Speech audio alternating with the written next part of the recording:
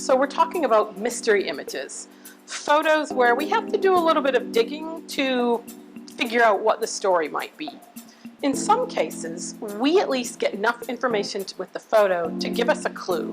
We have a wonderful image here that shows 19 young women, and they are women, all dressed like men, happily enjoying a few pipes. They're drinking.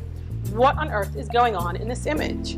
Well, there's a notation on the back of it that helps provide part of a clue. It was simply marked YWHA, Stag Party 1922. That stands for the Young Women's Hebrew Association. This is some kind of a private event that relates to these women. Perhaps they are mimicking the tradition of men. This is not the only image we've seen showing young women in a stag party during the 1920s, where they seem to be kind of dressing like men. It's in keeping with the 1920s and all this kind of topsy-turvy world of things women are doing that people could not imagine. Now there's more to it than that. As I said, it's the Young Women's Hebrew Association. It came in as part of a larger collection of a family, most of whose life was in Duquesne, PA. That's one of the outlying steel towns in the area.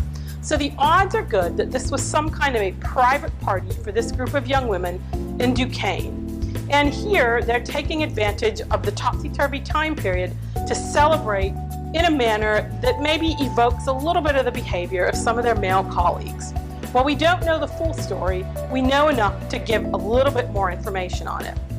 Now, sometimes we get really lucky. We have a marvelous little photo that shows some girls happily sitting on a car. They have their names written on there, and even more crucially, there's a date, August 1941. So we knew it was some kind of image from the summer, and they look pretty young. They look like they're in high school.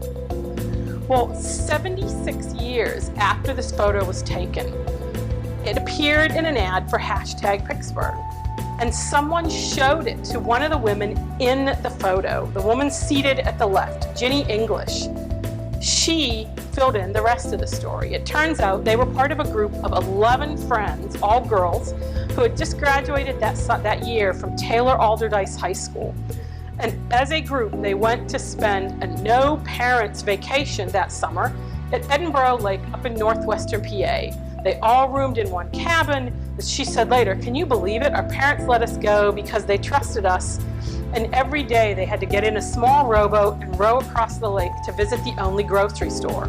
So it's this wonderful little snapshot, literally a snapshot, of the picture of 11 kids from Taylor Alderdice High School enjoying that period of freedom after high school graduation, but before adult activities come on, and literally just a few months before America's entry into World War II.